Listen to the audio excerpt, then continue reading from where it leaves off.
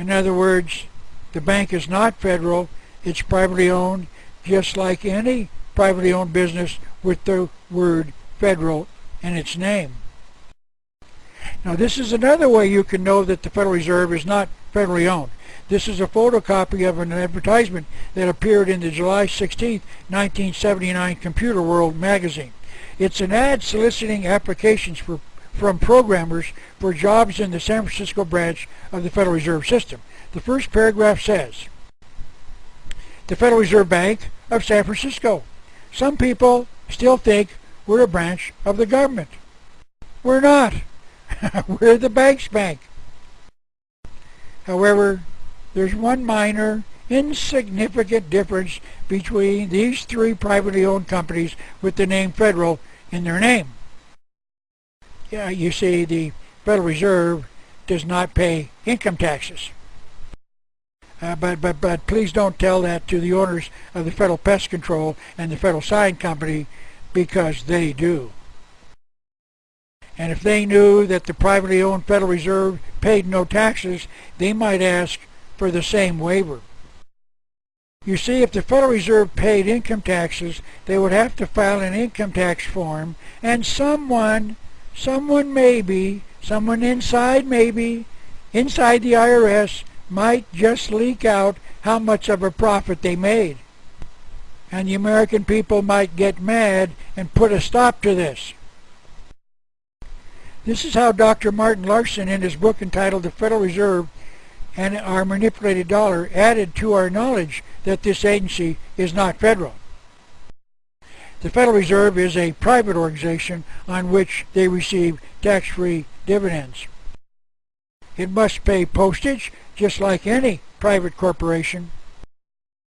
Its employees are not on civil service, and its physical property held under private deeds is subject to local taxation. So if the federal government does not own the Federal Reserve, then who does? And the answer is very simple. We, the people, cannot find out. All we know is that the Federal Reserve has never been audited, and lists of its owners have never been released by the Federal Reserve nor provided by any governmental agency. Congressman Wright Patman introduced a bill which would have authorized a full and independent audit of the system by the Government Accounting Office. He reported, "I am frankly amazed by the massive lobbying campaign now underway to prevent enactment of this measure. This is further proof that a thorough and independent audit is an absolute necessity in the public interest." However, the bill was defeated. Now, I would be remiss if I didn't tell you one little story about the tenacity of Congressman Patman. The story is told that when he was sitting as chairman of the House Banking Committee in the early 1970s, the committee was questioning Arthur Burns, the chairman of the Federal Reserve. The congressman asked Mr. Burns this question: "Can you give me any reason why you should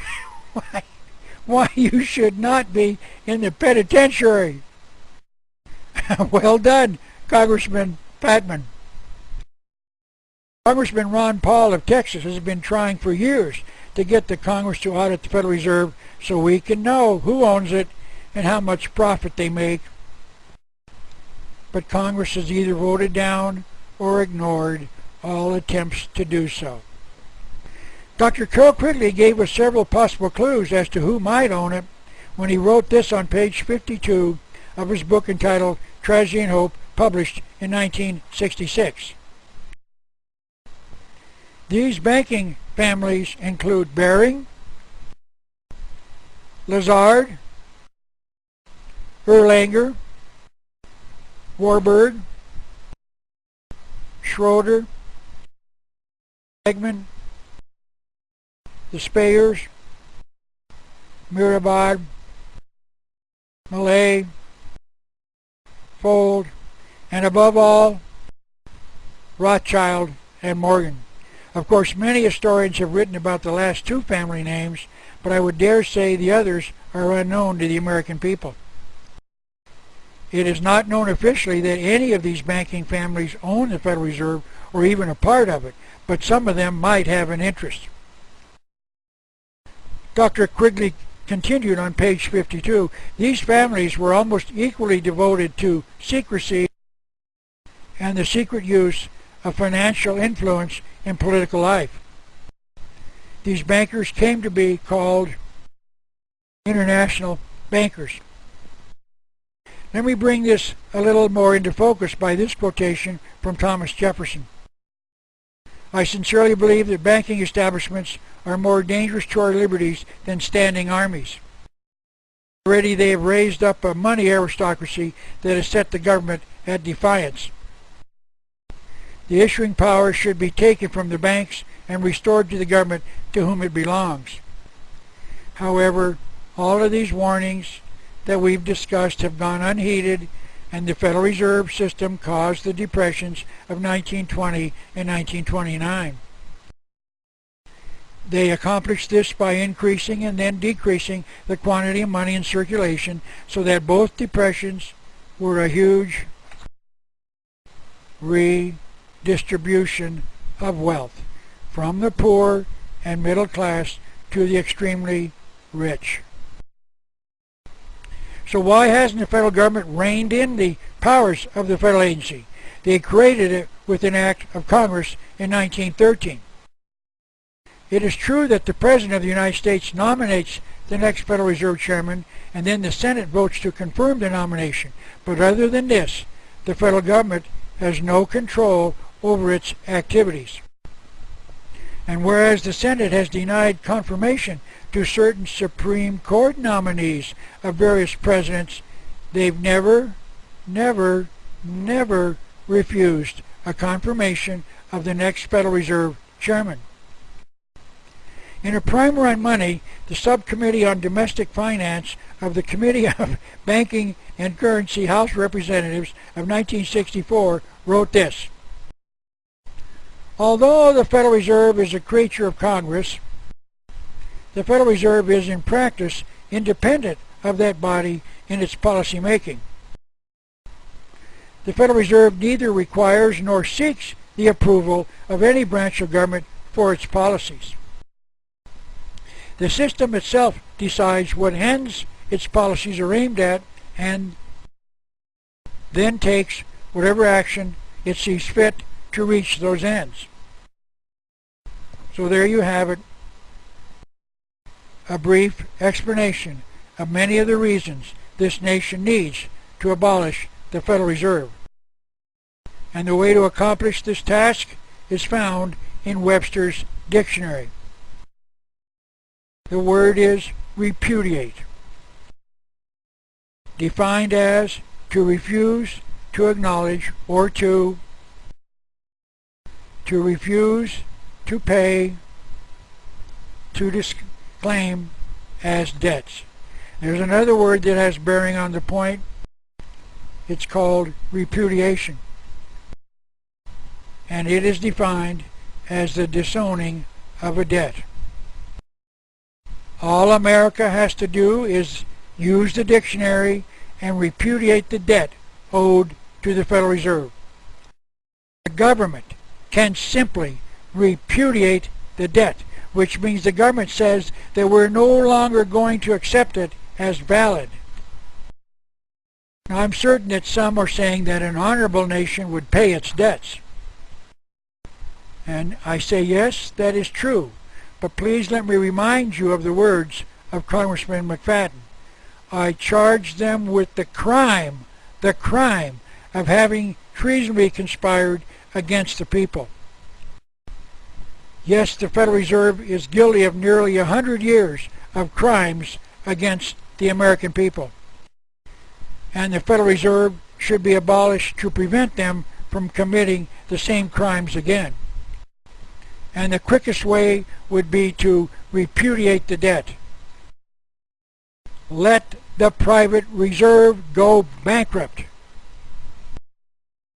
This is called justice. Justice. And may I suggest that you join with me in a one-man crusade and start calling the Federal Reserve what it is, and that is the private reserve whenever you discuss it, because that is exactly what it is. Perhaps this last thought by President Jefferson will summarize all that I've covered so far. This is what he wrote. If the American people ever allow private banks to control the issue of currency, first by inflation and then by deflation, the banks and corporations that will grow up around them will deprive the people of their property until their children will wake up homeless on the continent their fathers conquered. But in 1913, America did exactly that. We allowed private banks to control the issue of currency, and the process of depriving us of our property is underway. Now I've got one last quote to offer you, but before I do, I would like to ask you a favor. If you agree with me that this presentation is a simple way to understand the private reserve, please help me by getting it a massive distribution. Please make copies and give them away. If you're a high school or college student, give one to every teacher or professor you have, even if they're not in the business college. Ask them to watch it, and then make certain you ask what they think of it. Ask your friends to watch it by giving them copies or by inviting them to your home to watch it together. Upload it onto the internet and then send links to everyone you know.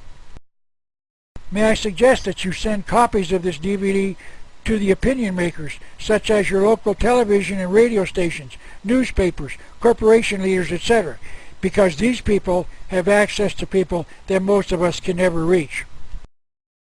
Send a copy to your congressmen and senators, but ask their staff to watch it before they pass it on, and then ask them to ask their congressman or senator what they're going to do about the private reserve. If your city has an access cable station, make arrangements with them to show this. Because quite simply, this DVD can have a dramatic effect on the thinking of America. And all America will thank you for your efforts.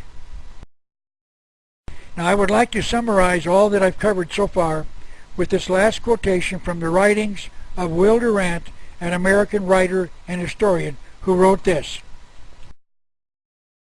"Those who manage money manage all. Those who manage money manage all." I would like to draw this speech to a close with this hopefully amusing photograph that has made the rounds of the internet some time ago. It shows a hunter sleeping with his rifle in his lap and a deer sneaking in while he's asleep to eat his lunch. Please notice that the hunter is asleep. I'd like to use this photograph to illustrate a point. We are the sleeping hunter. And while we are sleeping,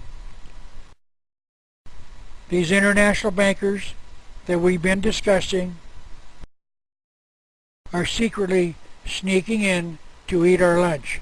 And my admonition to you is this: it is time to wake up. Thank you so very much. And may God bless America.